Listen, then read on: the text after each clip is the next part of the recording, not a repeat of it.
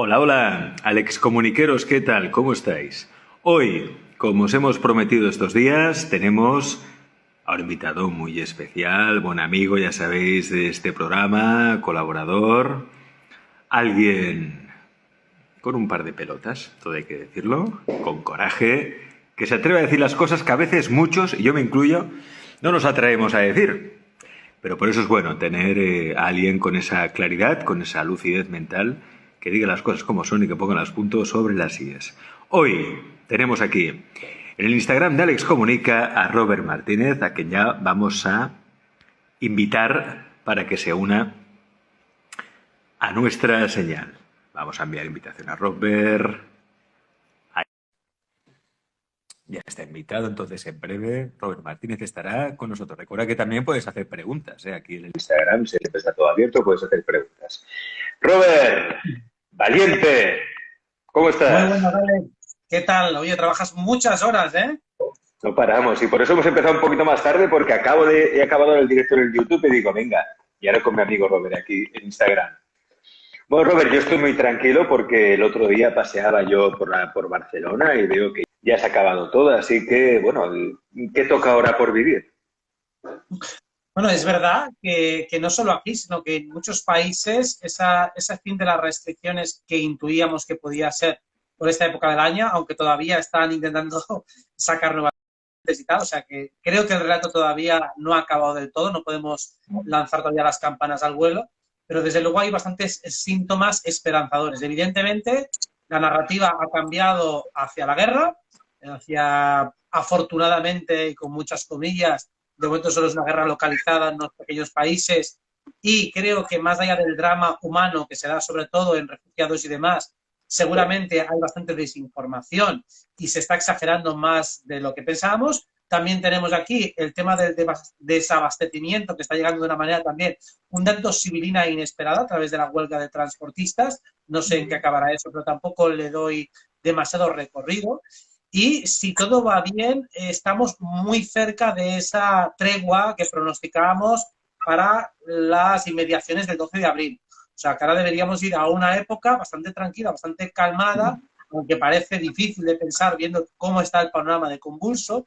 Y pongo alrededor del 12 de abril porque todavía nos quedan algunos aspectos de Marte. De hecho, ya pensaba que a pesar de los aspectos de Marte que hay estos días, pensaba que la guerra iba a mitigar o a remitir ya estos días. De momento sigue todavía, pero tengo la esperanza de que rápidamente se diluya. Así que sea como sea, creo que esto va de bajada, que podemos estar razonablemente tranquilos, siempre en guardia, siempre alerta, pero desde luego hay pequeñas victorias que celebrar. Pues yo creo que tú ya en el programa, cuando viniste aquí a Plato la primera vez hace ya unos cuantos meses, ya nos dijiste que de cara a marzo-abril íbamos a entrar en un periodo plácido donde las medidas iban a, digamos, a hacer cada vez menos restrictivas, iban a aligerar, que viviríamos un periodo de cierta paz, pero claro, de cierta paz en medio de la guerra, ¿no? De esta guerra Ucrania-Rusia. Yo que he preguntado, tengo el programa, pregunto a expertos, ya sean política, geopolítica, pero también medios, canalizadores, y no se ponen muy de acuerdo, la verdad, porque algunos me dicen, no, esto de Rusia-Ucrania va a durar un par de semanitas más y ya está. Otros me dicen que no, que quizás se va a firmar una tregua, pero en un futuro se volverá de nuevo a ese conflicto y esto puede acabar incluso en una guerra nuclear y en una tercera guerra mundial. Tú lo ves, Robert, por lo que has investigado, por el movimiento de los astros, por tu intuición, por lo que también canalizas. ¿Tú ves realmente que vayamos a una guerra nuclear o una tercera guerra mundial?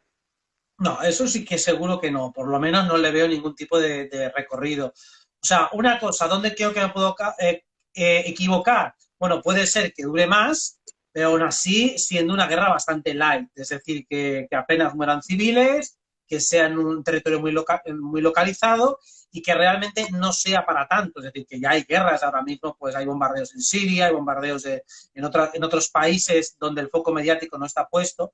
Entonces, donde considero que puedo fallar en el pronóstico es que realmente siga la guerra a pesar de los aspectos de abril, pero que sea mucho más suavizada. Ahora, que haya una tercera guerra mundial, que esto pase a mayores, lo veo prácticamente imposible. O sea, eso sí que no me encajaría. Que esta subida de precios dure un poco más de lo esperado, podría ser, pero aún así no apuesto por ello. Yo creo que también esta locura de los precios es puramente pasajera y que no pueden apretar tanto. O sea, que básicamente pienso que estamos en esa zona más o menos dulce, que a pesar de los tambores de guerra, eso no puede durar demasiado, y me extrañaría, es que no veo suficiente material como para estirar esto mucho más de la manera que quieren hacerlo. O sea, esta narrativa no tiene el mismo poder persuasivo que ha tenido la pandemia. Fíjate que has dicho una cosa muy interesante, la que mucha gente ahora está obsesionada y preocupada y no me extraña. El tema de la inflación de los precios. La gasolina, por ejemplo, el otro día un amigo me lo decía, ¿no? Antes, con 50 euros prácticamente llenaba 50, 60, llenaba el depósito de gasolina del coche, ¿no? Ahora 80 euros, 80 euros, claro, se está disparando muchísimo. ¿La cosa va a ir a más, Robert? ¿O realmente que en el momento que volveremos un poco a los precios de antaño? ¿O se va a estabilizar, pero en este precio ya altísimo? Tanto hablamos de la gasolina, del agua, claro, de materias primas, de la luz. Es difícil de saber, la verdad es que en eso no me atrevo a mojarme. Creo que si tengo que mirar simplemente lo que intuyo y los aspectos astrológicos, yo creo que esto no puede durar demasiado. O sea, creo que este punto inflacionista es algo muy artificial, muy creado sobre la marcha y es muy complicado de sostener porque al final, por mucho que tú hagas una medida para subir unos precios, los mercados son competitivos. Entonces hay un momento en el cual no se puede sostener demasiado. Aparte de que es una medida que beneficia a tan pocas personas y que es tan antipopular, que ¿cómo la justificas? Porque hay otras medidas, todas las medidas sanitarias, quieras o no, hay mucha gente que se las puede creer. Pero claro, decir que esto es por culpa de Putin, hombre, a ver, algún idiota se lo puede creer, pero es muy difícil de aceptar, incluso para el grueso de la población. Pues claro, las medidas que son muy poco populares tienen muy pocas probabilidades de cuajar a largo plazo. Se podía intuir una subida de todos los derivados del petróleo a partir de la entrada del nodo norte en Tauro y nodo sur en Escorpio, porque eso suele revalorizar, mejor dicho, subir los precios de todo relacionado con Escorpio. El petróleo tiene que ver con Escorpio.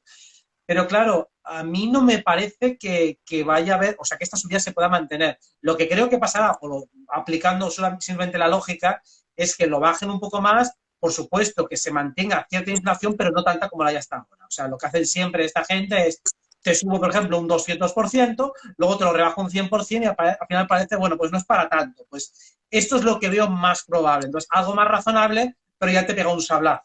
Pero en lugar del super sablazo que tenemos ahora, pues uno más medio y bueno, ya no es para tanto. Conseguirás con las medidas o con las manifestaciones y demás frenarlo un poco, pero no es suficiente. Sí, este es como el tipo del estampito, el tipo de la bolita, ¿no? ¿Dónde está la bolita? Está aquí, está aquí. Porque es cierto, mira, con la luz, con lo de la luz nos la metió doblada, ¿eh? Yo recuerdo hace 5 años y te gastabas como mucho, que te podías gastar 80 euros en un bimestre de luz, en 2 meses de luz. A lo normal son 150, 160, incluso 200 euros, depende de tu actividad económica, a lo que te dediques, ¿no? Y que llega un momento que te sube mucho el precio, luego te lo bajan un poco y dicen, no, ya hemos estabilizado, pero la cuestión es que se está encareciendo y el nivel de vida es cada vez más elevado, con lo cual, para mantener ese nivel de vida tienes que trabajar más horas. A no ser que te lo montes de otra manera, sepas invertir muy bien tu dinero, moverlo muy bien y puedas ingresar mucho dinero trabajando poco o trabajando menos, ¿no? Pero normal habitualmente es que yo tengo que trabajar cada vez más horas. Tenemos que trabajar todos los que hay en casa. Incluso hay que recurrir ya a la explotación infantil, que trabajen ya los niños para poder pagar alquiler, poder pagar la luz o lo que haga falta, ¿no? Claro, en este contexto, Robert, ¿cómo nos podemos defender, proteger de estos trejemanejes que se trae la élite mundial? Hombre, primero tiene que haber como mínimo una conciencia colectiva de rechazo. O sea, y cuando hablo de rechazo no me refiero simplemente a protestar, a manifestarse, que eso está perfecto y lo apoyo, lo aplaudo y además últimamente hasta voy a las manifestaciones. Lo que pasa es que tiene que empezar a haber una conciencia colectiva de que este sistema tal y como está montado es absolutamente insostenible e inadmisible. O sea, que no podemos admitir la existencia de un sistema que nos trata como esclavos de manera literal. Entonces, esto va a ser complicado convencer a un grueso de la población de que cale la idea de que para las élites globalistas somos esclavos, o sea, que eso lo entiendan, que estamos siendo percibidos de esa manera y no desde hace unos años, sino desde siempre. O sea, eso va a costar un poco más, pero por lo menos desde el ámbito de la disidencia que se ha creado gracias a la pandemia, que empieza a calar la idea de que tenemos que acabar con ese sistema y crear otro. O sea, que ya no hay una vía intermedia, una vía de negociación, no, tenemos que acabar con ellos completamente y hasta el final. Entonces, desde la economía más básica, puedo simplemente desde lo más sencillo que es gastar menos, consumir menos, es decir, pues una buena razón pues para consumir menos electricidad, menos televisión, salir más a pasear, hacer cosas más al aire libre, o sea, eso te viene que ni pintado. Una buena también, y es un buen momento para hacer ayuno, ¿eh? Para hacer ayuno intermitente o estar ahí 20 días sin comer nada. ¿Eso que te ahorras?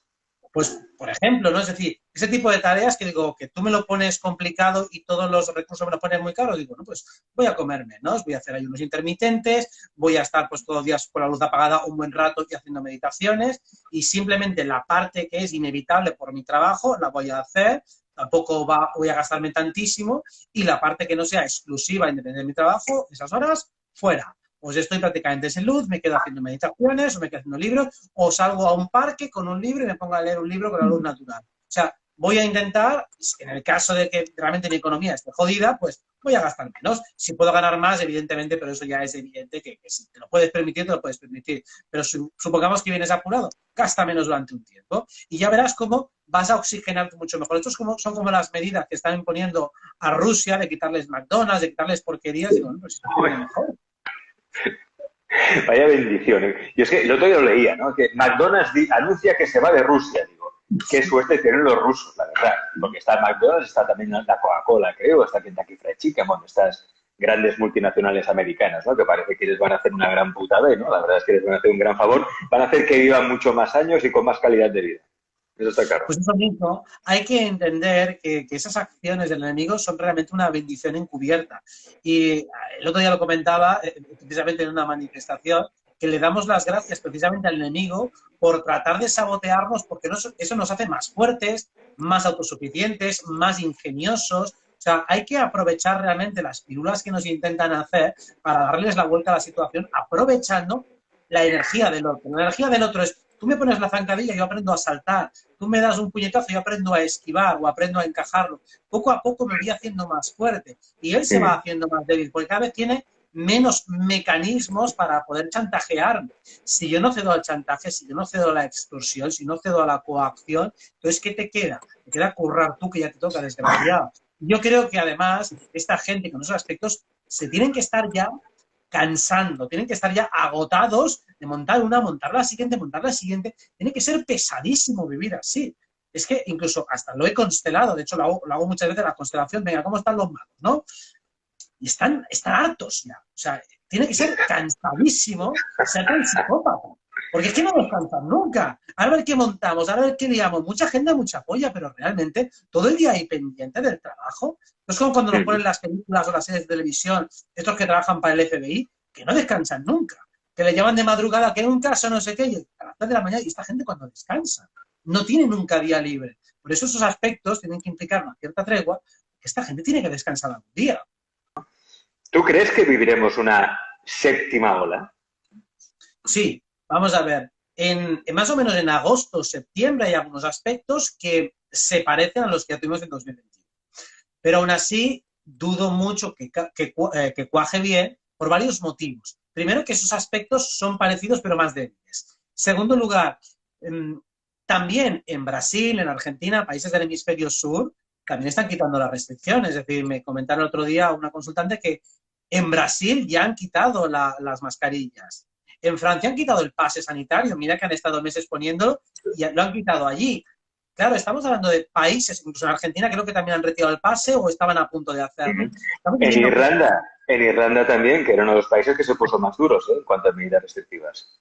Exacto, el Reino Unido prácticamente no queda ya nada. Estamos hablando de muchos países que se han tirado para atrás.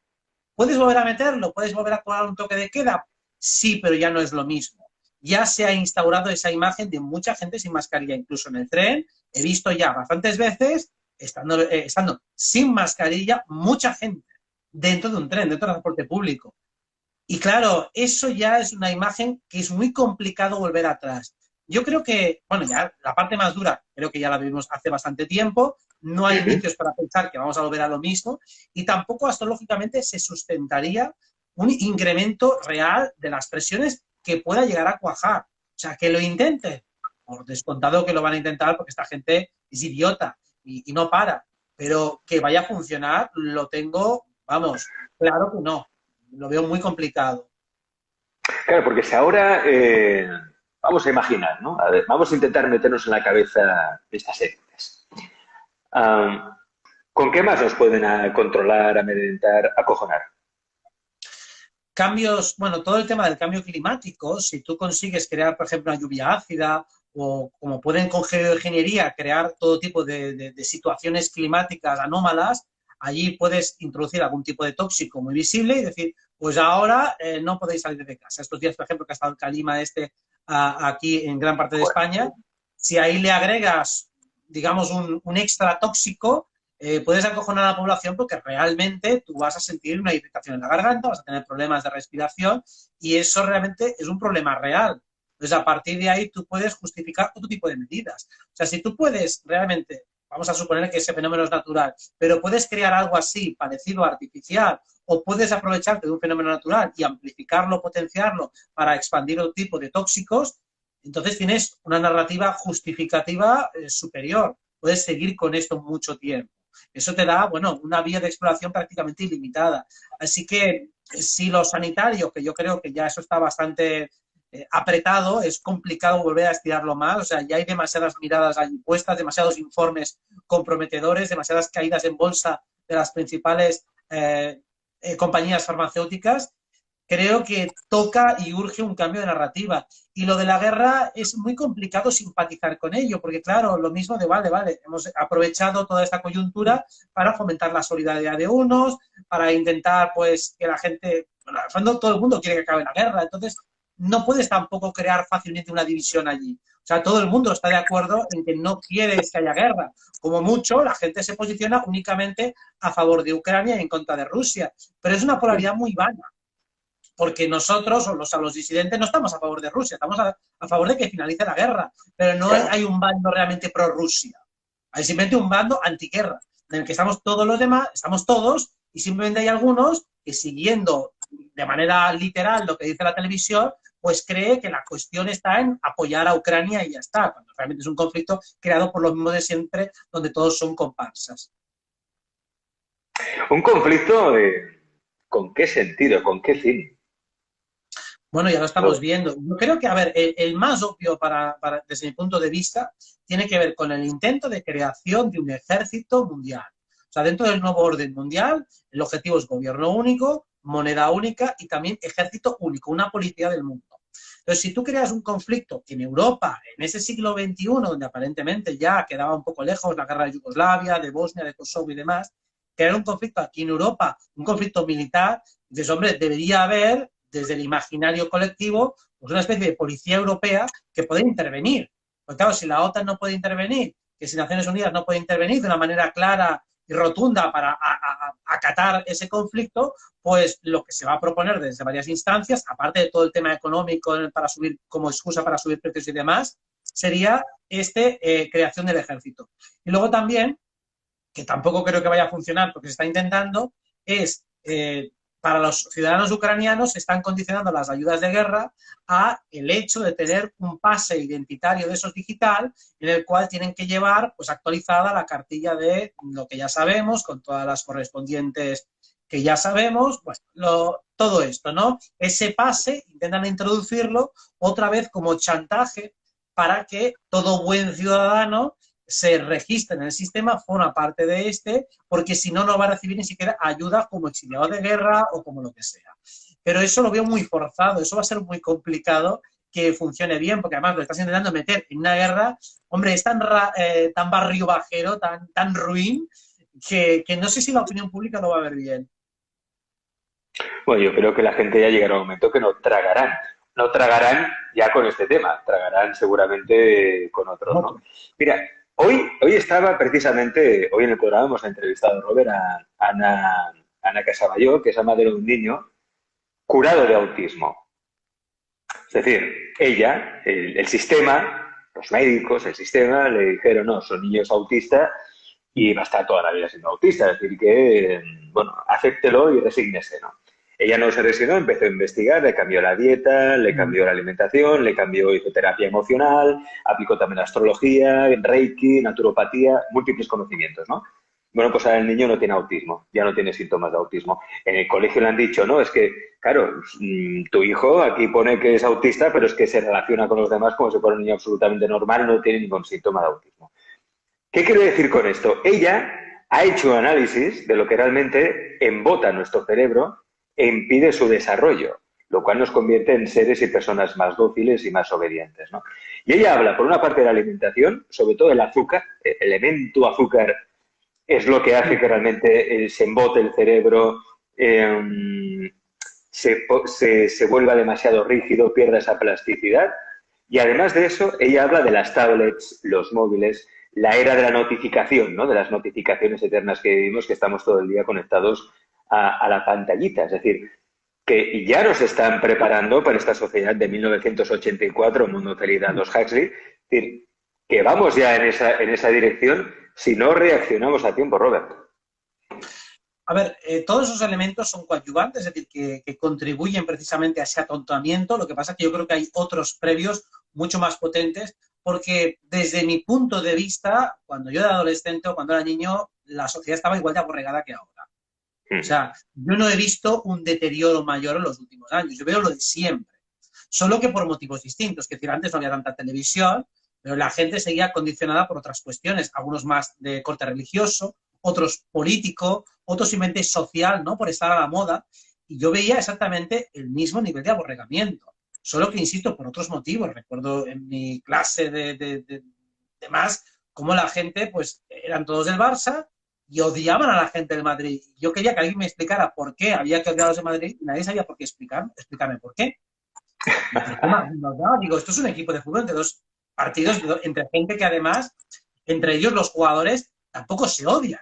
O sea, se odian las aficiones. Entonces, ¿por qué las aficiones se odian si los jugadores no se odian entre sí? Si los entrenadores no se odian entre sí. O sea, yo cuando iba a jugar un partido de fútbol con el equipo rival, no eran mis enemigos, eran simplemente circunstancialmente rivales porque era la naturaleza del deporte. Es decir, para mí, realmente el condicionamiento es mucho más sutil y aunque todos esos factores contribuyen, por supuesto que el estar todo el día enganchado a la pantalla contribuye a que te atontes más, el hecho sobre todo, creo yo, de convertirte constantemente en espectador de la vida. O sea, el problema de estar viendo una pantalla es que te puedes relajar excesivamente y simplemente asimilar información sin procesarla. Si tú realmente estás observando esa información, analizándola, escudriñándola, matizándola, filtrándola, estudiándola, bueno, estar frente a una pantalla no es nada peyorativo en sí mismo. El problema es el estado de adocenamiento, estado de pasividad que te hace estar atontado frente a él. O lo mismo, utilizar el azúcar como medida para contrarrestar las emociones negativas. Entonces, ese es el problema. O sea, lo utilizas como medida de apaciguamiento cuando te sientes mal. En lugar de utilizarlo, eventualmente, pues oye, para ponerle un poco de alimento al cerebro, el azúcar puede ser utilizado. O sea, básicamente, todo en su justa proporción y de la manera adecuada puede ser aprovechado en positivo. Mientras que cuando una persona simplemente se deja llevar por esa inercia y encima aprovecha que el sistema te está dotando de entretenimientos que te facilitan el que puedas comer sin masticar, entonces ya pierdes tu capacidad ya de deglutir, tu capacidad de digerir, todo ya te viene dado y hecho. Y es como un músculo que tú no estás ejercitando. A veces explico, cuando hablamos de aspectos tensos y aspectos armónicos en astrología, digo, bueno, un aspecto armónico o una situación armónica es estar en el sofá comiendo Doritos sin hacer absolutamente nada. Eso es armonía, porque me estoy dejando llevar por lo que pide el cuerpo sin poner ningún tipo de resistencia. Sin embargo, estar estudiando, estar aprendiendo, estar haciendo ejercicio en el gimnasio, eso es una situación de tensión, porque estoy haciendo un combate conmigo mismo. Entonces, ¿la tensión es mala y la armonía es buena? Bueno, depende de la dosis. Claro. Fíjate lo que dice por aquí Ríos. Yo siento que ahora, gracias a la tecnología, hay menos emborragamiento, ya que vemos más información. Claro, es que quizá hay demasiada información también, que ya no sabes a quién creer, a quién dejar de creer. Robert, ¿a quién creemos? ¿Qué información compramos? Porque al final esto es una locura. Yo ya no sé a quién creer, Robert. Bueno, sí, a ti. Bueno, realmente hay que creer, como ya sabemos, evidentemente en uno mismo y en las propias intuiciones. Para mí, el verbo creer, que astrológicamente tiene mucho que ver con Júpiter, habla siempre de algo interno, no de informaciones externas. Entonces, todo aquello que te oriente hacia crecer personalmente, que te acerque hacia tu misión, es algo en lo que puedes creer a ciencia cierta o con fe ciega. O sea, todo aquello que me hace crecer, todo aquello que me encamina hacia lo que yo he venido a realizar en esta encarnación, y es bastante fácil de identificar, porque es algo que te llena, algo que realmente te hace sentir muy bien, te hace sentir realizado, que a veces son pues tareas en las cuales haces un servicio a los demás de una manera directa o indirecta, pero o experiencias que realmente de corazón quieres hacer. Todo aquello que te ayude a tener una mayor consciencia es algo en lo que puedes creer, toda intuición que va en esa dirección. Otra cosa es cuando el objetivo que hay detrás de esa intención es una ganancia económica, es un contacto, es un acuerdo personal, es algo sentimental. Ahí tu intuición te puede fallar. Ahí tu intuición no es perfecta, porque el objetivo no es crecer. Pero todo lo que tenga que ver con crecer personalmente, ahí tu intuición no te va a fallar nunca. Ahí es 100% fiable. Entonces, eso te lleva a la siguiente conclusión. Yo que mi único objetivo de vida realmente sea crecer personalmente y espiritualmente, sea ensanchar mi conciencia. Y que todo el resto de objetivos simplemente sean metas periféricas, pequeños escalones que utilizo eventualmente para ese gran objetivo. Entonces ahí no hay error. Por supuesto, cuando hacemos afirmaciones científicas o tratamos de llegar a cosas que no sabemos, cuando me haces preguntas sobre la economía y demás, ahí las intuiciones pueden fallar, porque estoy especulando. Hay una gran parte de incertidumbre, hay libre albedrío de personas involucradas, puedo utilizar razonamiento lógico más astrología y tratar de hacer un pronóstico. Pero yo soy el primero que sé que no es 100% fiable. O sea, lo de los tiempos más o menos sé cómo va a funcionar, tengo una idea bastante aproximada de lo que va a pasar, pero en aspectos muy concretos es muy complicado saberlo con ciencia cierta. Aún así, intento que por lo menos el rango de acierto, porcentaje de acierto sea lo más alto posible. Pero la creencia es una cuestión personal y subjetiva. Creo en aquello que siento, creo en aquello que quiero hacer. Ahí sí que puedo ir a saco. Pero en otras personas, bueno, las personas te pueden inspirar credibilidad, pero a partir de saber o intuir que una persona es creíble o que es honesta o sincera, eso no significa que lo que diga sea verdadero o que no se pueda equivocar. Entonces yo de muchas personas me fío de su honestidad. Sé que cuando hablan, hablan de corazón y sé que no me están engañando, lo cual no significa inevitablemente que lo que digan vaya a ser acertado. O sea, una persona honesta puede equivocarse, al igual que también hay personas que mintiendo pueden decirte la verdad. O sea que la cuestión de la verdad o la mentira es una historia y la creencia o no creencia es otra. Entonces, si vamos a creer, empecemos por nosotros mismos. Creer en uno mismo. Pero eso, como nunca nos lo han enseñado, Robert, no sabemos cómo hacerlo. Fíjate, además, otra cosa que tampoco nos ha enseñado que reflexionaba el otro día, cuando hacíamos, por ejemplo, en el colegio comentarios de texto, comentarios críticos, se hacían sobre temas literarios, por ejemplo, un análisis crítico de literatura. Pero ¿alguna vez se nos enseñó a hacer un análisis crítico del libro de texto, del libro de física, del libro de historia? Decir, oye, vamos a analizar lo que dice este libro y vamos a ver si hay algo que nos rechina, si hay algo que no nos cuadra. Jamás de la vida. O sea, eso era dogma de fe que había que creer y además bajo una educación basada en la recompensa-castigo, si tú reproducías de manera fidedigna lo que te decía el libro, tenías recompensa. Si no reproducías de manera fidedigna, tenías castigo. Así que ya se nos ha educado desde pequeños para nunca cuestionar la autoridad, y la autoridad en ese caso ya no solo era el profesor, que a veces como ser humano le podía rebatir alguna cosa, pero el libro, eso sí que iba a misa. El libro sí que era completamente infalible. O sea, el profesor aún podía equivocarse, pero el libro no.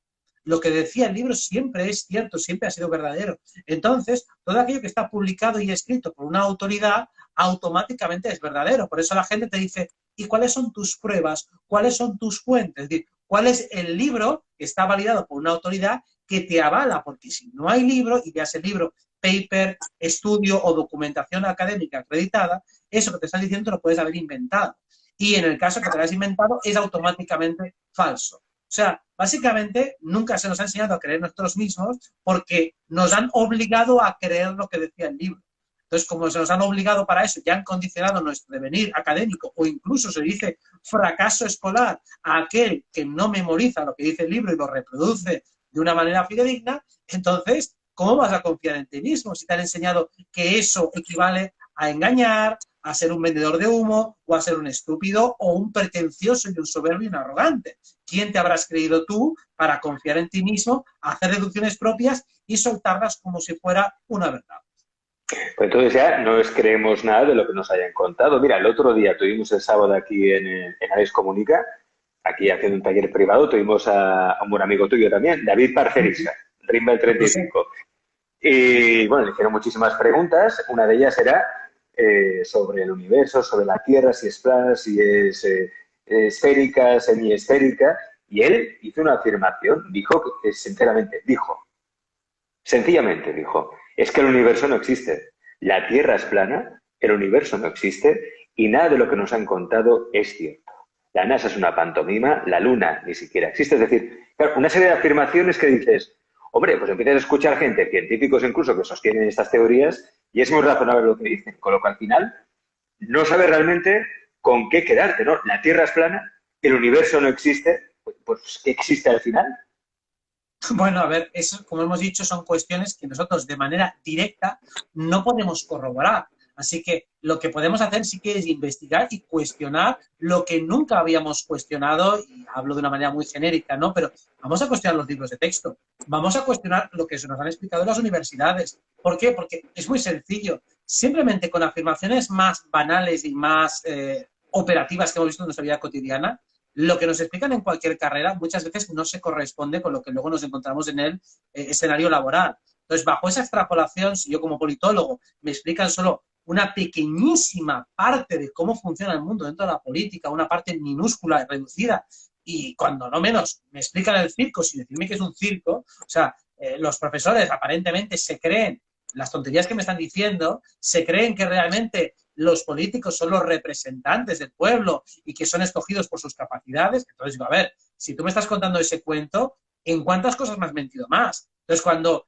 entramos a intentar cuestionar la ciencia, que es como, digamos, lo que está en lo más alto de la cumbre intelectual, porque además ya no solo esto, la ciencia se nos ha dicho que todo está revisadísimo, que todo está demostradísimo, que allí no caben opciones u opiniones, sino que solo hay demostraciones. O sea, se nos ha inculcado eso de una manera tan brutal que, claro, dices, ¿quién se atreve a cuestionar la ciencia? Si cuando hacías alguna pregunta, yo hice bachillerato científico, te saliera un poco de la norma, vamos, es que te humillaban directamente. Es que se metían contigo, se reían contigo, aparte de suspenderte, acababas humillado. Entonces, hay una presión brutal para no cuestionar nada científico.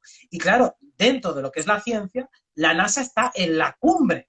Digamos, hostia, tienes un ordenador de la NASA, como diciendo, wow, te acabas de comprar algo que es lo más avanzado, lo más top. Sería como dentro de la industria militar lo que está por encima de por encima de por encima. Sería la élite intelectual del planeta.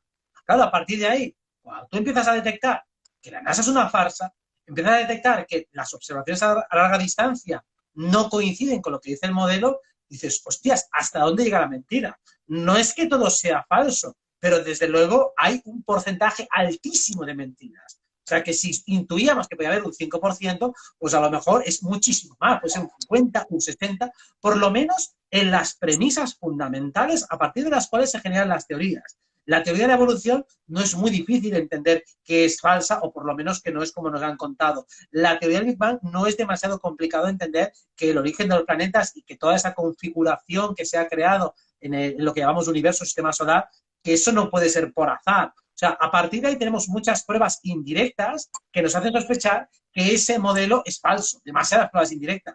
A partir de ahí también, el cómo construir todo ese aparentemente entramado metafísico, o en este caso físico, astrofísico, de grandes distancias y cosas que no podemos comprobar de ninguna manera, es muy jugoso. Porque además no paran de salir también noticias que son fáciles de comprobar que son falsas. ¿Cuántos asteroides han tenido que reventar el planeta en los últimos años? Estamos prácticamente asteroide por semana. Sí, Asteroides, sí. tormentas solares, no sé cuántas historias que iban a reventarlo, pero empiezas a tirar hacia atrás. Otra que también es habitual, lo de Ofiuco. ¿Cuántas veces sale cada año? Desde los años 70, absolutamente todos los años, que la NASA acaba de descubrir un nuevo signo del zodíaco. Sale todos los años, todos.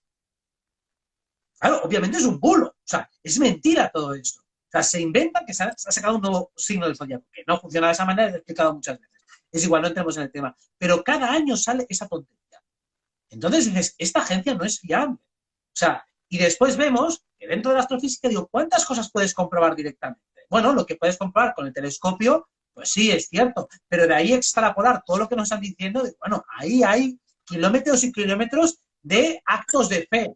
Entonces, esto se parece mucho a la Iglesia. Y permíteme que me extienda un poco más. Porque este sábado, en la manifestación, me encontré un chico que me hizo una reflexión muy interesante. Ese chico se ve que es muy cristiano y de los que va a misa todos los domingos. Y me contó que desde hace 2 años no hay agua bendita en las iglesias. O sea, que supongo que por el tema del bicho me contó, pues esto que un dato que desconocía, ¿no? Me decía, no hay agua bendita, y me preguntaba que por qué podía ser. Y yo le dije, bueno, en los últimos 2 años, ¿cuántas declaraciones de calado espiritual ha hecho el Papa a nivel público? Digo, seguramente no recordemos ninguna. Creo que la única que ha hecho no ha sido precisamente de tipo espiritual, sino más bien de que pasemos por cierto tratamiento médico.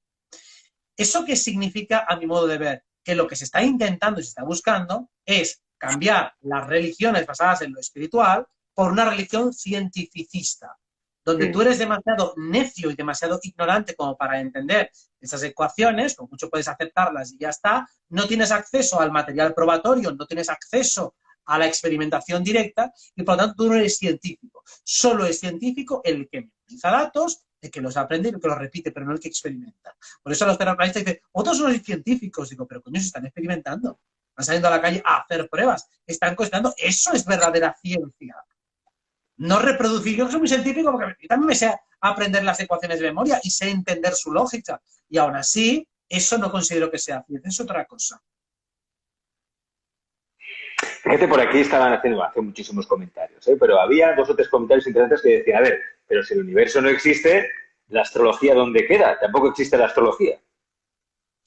A ver, es que la astrología no requiere... A ver, yo no creo que el universo no exista, creo que esa frase requería unos matices.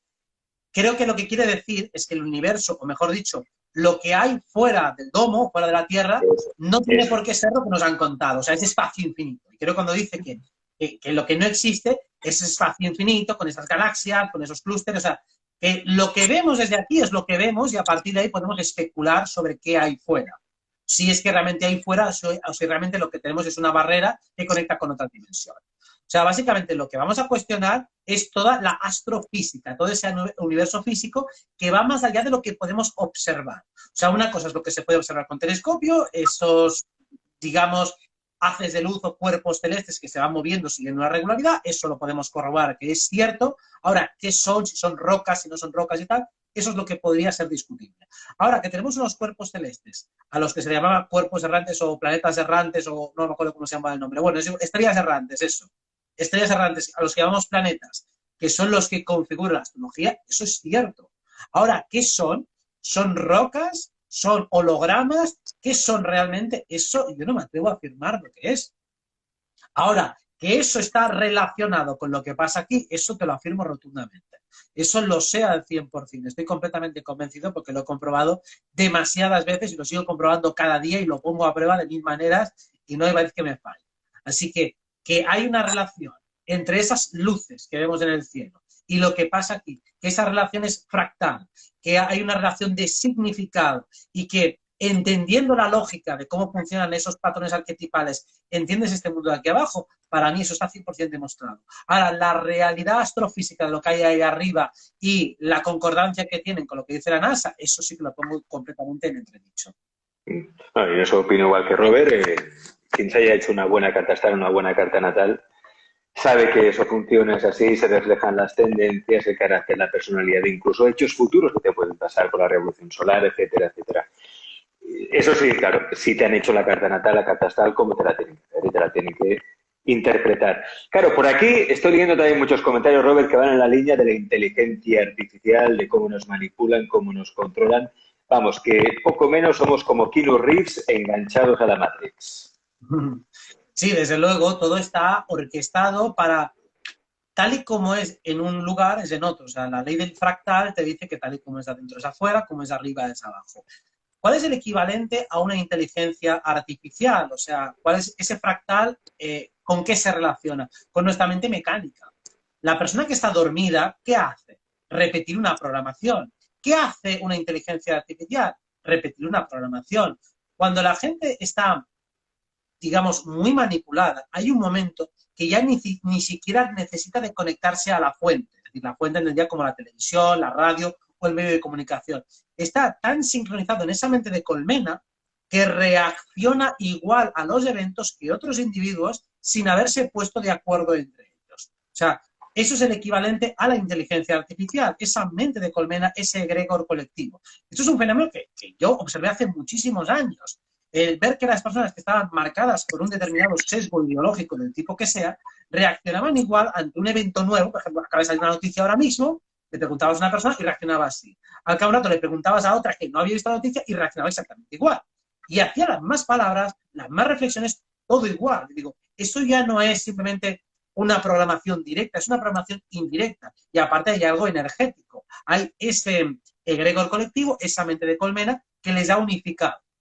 Entonces, cuando uno se conecta con un campo de información, al igual que cuando canalizamos, captamos campos de información más altos, también hay una canalización, vamos a decir, inconsciente, que nos conecta con ese inconsciente colectivo que está completamente parasitado.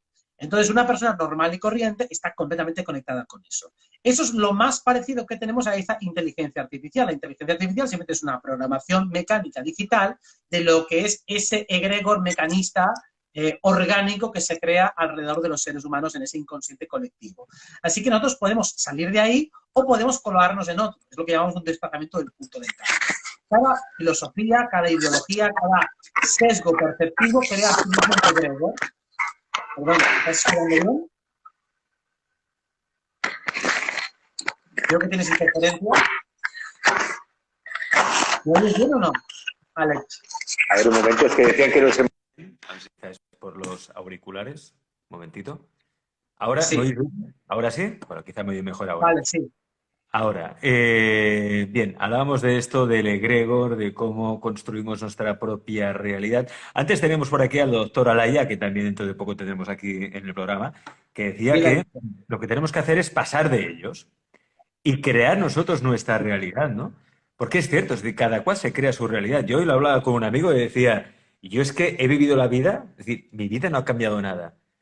Antes de la pandemia, durante la pandemia y lo que he hecho después de la pandemia, entre comillas, por llamarlo de alguna manera. Es decir, mi vida no ha cambiado. Yo he sabido, no sé, he creado mi realidad, he buscado mis maneras de escabullirme según qué cosas. Es decir, todos tenemos el poder, Robert, de crear nuestra propia realidad. Y esto tenemos que ser muy conscientes de ello. Y no hace falta recurrir a una gran ingeniería tecnológica, ni esperar al metaverso, ni... No, es decir, tú mismo puedes crear tu propia realidad. Y con la economía también. Yo ya sé que ahora muchos diréis, pero con la inflación de los precios, cómo se está disparando todo, el nivel de vida cada vez está más caro, incluso el precio ahora, si trabajas a sueldo de alguien, cada vez se está reduciendo, ¿no? Pero tú puedes crear tu realidad, tú te puedes saltar las normas, puedes estar por encima de ellas, puedes jugar tu juego. Por eso hoy hemos titulado así el programa. El programa, el título era Game Over. Es que el juego de los malos, de los oscuros, llamadlo como queráis, ya se ha acabado. Ya se ha acabado. ¿Por qué? Porque yo creo que nosotros, Robert, estamos aprendiendo a jugar nuestro juego. Y tenemos que jugar nuestro juego, crear nuestras reglas. Estoy absolutamente de acuerdo y además es algo que he comprobado miles de veces, es decir, y puedo decir lo mismo. A mi vida, por lo menos, los efectos de las restricciones han sido mínimos. O sea, prácticamente no he notado nada, me he saltado lo que he podido, mi vida sigue funcionando bien y más bien, si hago un trabajo de activismo es por otros, no por mí. Por mí no lo necesito. Lo hago para echar una mano a los otros, sigo las noticias un poco para ayudar también a dar munición intelectual, a rebatir las tonterías que se van diciendo, a dar también un poco de factor motivacional, alegría, buen rollo, porque creo que también es bueno y es necesario, ¿no? Porque a veces cuando escucho, cuando leo a los compañeros que están en la disidencia, a veces los veo desmoralizados o muy negativos o todo el rato en plan catastrofista y digo, por ahí no vamos bien. Entonces tenemos que hacer un poco el otro ejercicio de mirarlo desde la perspectiva de que somos creadores. O sea, o aceptamos esa premisa o entonces yo entiendo a los apocalípticos. O sea, el apocalíptico es el que no ha entendido, no ha asimilado o no acepta que somos creadores. Si tú piensas que no somos creadores, entonces piensa que es un combate simplemente de fuerza bruta, pues claro, en fuerza bruta nos ganan. A fuerza bruta no tenemos nada que hacer. Pero si aceptamos la premisa y alguien lo ha probado en su pequeña vida cotidiana, que somos creadores, y ha podido probar cómo tienes tu manto de invisibilidad y no te ve la policía en un momento dado, que no te ven los guardias, que puedes hacer un poco lo que quieras, que a los demás le afecta pero a ti no, que justo en el lugar, tú vas a tu supermercado y está todo perfectamente, no hay desabastecimiento ni pollas. Si tú eres capaz de hacer que eso en tu realidad no te afecte, entonces ya no vas a tener miedo. Si no tienes miedo, lo que vas a contagiar es optimismo, tranquilidad, buen rollo, porque tú lo estás viendo en tu vida. O sea, al igual que el que está deprimido contagia su depresión, el que está eufórico, el que está contento, el que está tranquilo, también consigue propagarlo. Porque no habla simplemente en base a un estado de ánimo fugaz porque su equipo ha marcado un gol. Habla por una convicción que está sustentada y sostenida en años y años de experiencias. No es que un día, hostia, me he despertado de buen rollo porque me han dado 3.000 likes. Digo, no es por eso, no es por un chute eventual de dopamina. Es por un camino de vida que está completamente cuajado, que funciona perfectamente, que está puesto a prueba 1.000 millones de veces y te das cuenta que nosotros construimos nuestra realidad. Entonces, por muy jodida que sea la situación, es igual. Sales de ahí, sales de allá, sales de cualquier problema que te hayan puesto. Cuando eso se entiende, todo el plano oscuro se derrumba automáticamente. Yo por eso nunca le he tenido miedo al plano oscuro, digo, vale, porque si conseguimos instalar la idea, que la gente ponga a prueba realmente que somos creadores, el plano oscuro se acaba enseguida. Entonces, esto es lo que quiero que se instale completamente en la mente de todo el mundo. Digo, empieza a darte cuenta que tú eres el creador, ponlo a prueba 1.000 veces y date cuenta de que eres creador. Desde la energía tienes que ser mentalmente impecable y que tus acciones estén a la altura de tus criterios y principios éticos, universales o como quieras llamar. Coherencia, Robert, coherencia. Ser coherente, ¿no? Con lo que uno piensa, siente y sus acciones. Esa es la clave. Correcto. Para empezar a crear. Fíjate por aquí, dicen, la orden de los antiguos nos gobiernan desde hace miles de años. Claro, a mí yo no sé si hay antiguos, o sea, Illuminati, Oscuratis, Anunnaki, llamadlo como queráis, pero a mí no me gobierna ni Dios, me gobierno yo. Es decir, yo creo que también hay que empezar a pensar de que por mucho que haya gente por encima o que pueda haber incluso razas extraterrestres que detentan el poder y que rigen los hilos y mueven los hilos, oye, que el poder lo tienes tú, que te gobiernas tú mismo. ¿Qué manía con decir que los otros nos gobiernan? ¿A ti quién te gobierna, Robert? ¿Quién te gobierna a ti? Mis santos cojones me gobiernan. No hay gobierno externo. Evidentemente que estamos dentro del sistema sometidos a algún tipo de presión o de coacción, sea fiscal, sea algún tipo de presión de autoridad, pero estamos hablando de en algunos lugares donde nos enfrentamos directamente a ellos, pero estamos hablando de muy poquitas cuestiones y que si las manejamos bien apenas nos damos cuenta, incluso en esas vamos a intentar plantarles cara para que acabe. Para que se acaben impuestos, para que se acabe todo ese sistema usurero satánico. O sea, vamos a intentar acabar con todo ello. O sea, digo, vale, en lo poco en donde realmente tengo una presión y aún así la puedo más o menos sortear porque es manejable, digo, vale, pues ni eso voy a tolerar. Ya no le voy a pasar ni una.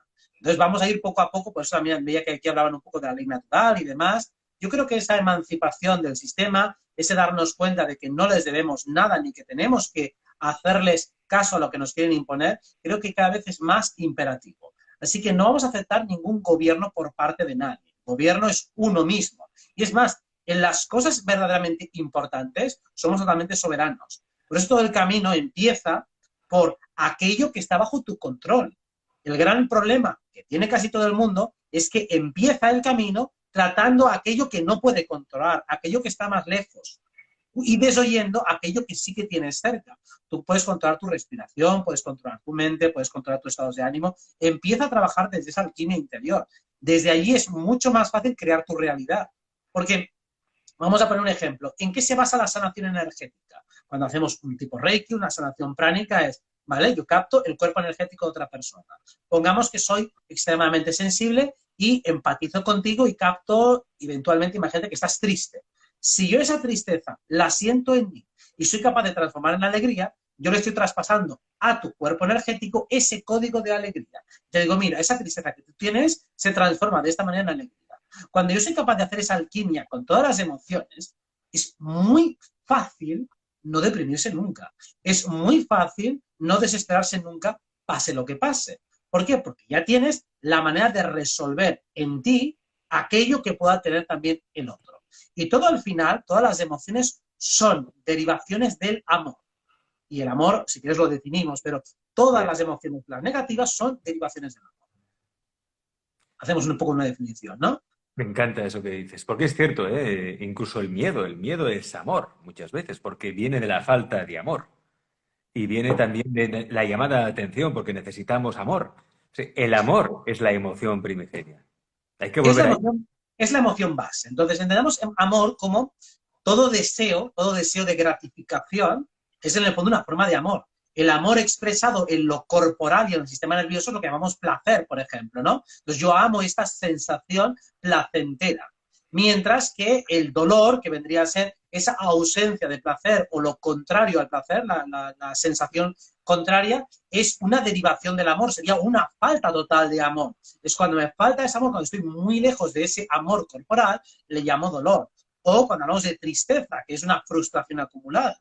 Una frustración es quiero algo y no puedo tenerlo. Entonces, ese quiero algo es un deseo, es amo algo o amo conseguir esta cosa. Como no lo he conseguido y de manera recurrente, he acumulado esa frustración hasta que se ha cronificado y esa impotencia se ha convertido en tristeza.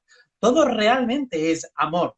Amor que se ha frustrado, que se ha torcido, que se ha ido perdiendo, que se ha ido extraviando, que se ha ido yendo, como no puedo con el objetivo principal, me voy a uno secundario, y si no otro secundario, y si no otro terciario, y al final me he perdido por el camino. Pero al final lo que quería era sentirme bien, y si eso es básicamente amor. Y cuando uno se siente bien, ¿qué hace? Compartirlo con otros, compartirlo con los seres queridos. ¿Cuándo se aísla en lo mismo? Pues cuando siente violentado ese amor, porque a lo mejor la relación con los demás perturba mi amor, mi tranquilidad, ¿qué es la paz? ¿Qué es la tranquilidad? Es amor a uno mismo. Estoy bien conmigo mismo, entonces viene alguien a molestarme. Significa que esa persona está perturbando mi amor. Sin embargo, si esa persona viene de una manera muy amorosa y lo que hace es amplificar mi paz porque su presencia congratula la mía y la alimenta positivamente, ese amor se multiplica, todo es perfecto. Así que volver al amor dentro de uno mismo, hacia uno mismo y hacia los demás, es realmente la solución a todos los problemas. Y ahora que estamos con un aspecto de Júpiter-Neptuno, es el mayor amplificador de amor que hay astrológicamente hablando y el mayor que vamos a tener en mucho, mucho tiempo. Así que hay que aprovecharlo. Mira, yo de esta entrevista me quedaría con dos titulares. Primero, volver al amor es la solución a todos los problemas. Otro titular sería ¿me gobiernan mis santos cojones? O mis santos cojones me gobiernan. Ese también sería un titular potente de esta entrevista. Hay algo realmente que es cierto, es decir, algo muy positivo de todo lo que ha pasado hasta ahora. Primero, aquí tenemos ahora más de 3.000 personas conectadas. 3.000 personas que han decidido estar unidas, juntas, en este momento cuando son las 10:27 de la noche aquí en España, ¿no? Los que se manifiestan todos los sábados en Barcelona y también en otras ciudades de España. Todos aquellos que nos hemos juntado, nos hemos conocido, hemos conectado gracias a todo esto que ha pasado, porque todos los que nos considerábamos ovejas negras o bichos raros, nos hemos conocido, hemos conectado y también hemos vuelto al amor. Entonces yo creo que todo eso tiene algo muy positivo, que es el despertar, esa vuelta al amor. Es decir, el tiro les ha salido por la culata, game over, el juego se ha acabado, comienza nuestro juego. Hoy comienza nuestro juego. Robert, te agradezco muchísimo que hayas estado aquí, como siempre un placer charlar contigo. Cuídate mucho y buenas noches. Un beso. Muy buenas noches y saludos a todos. Chao.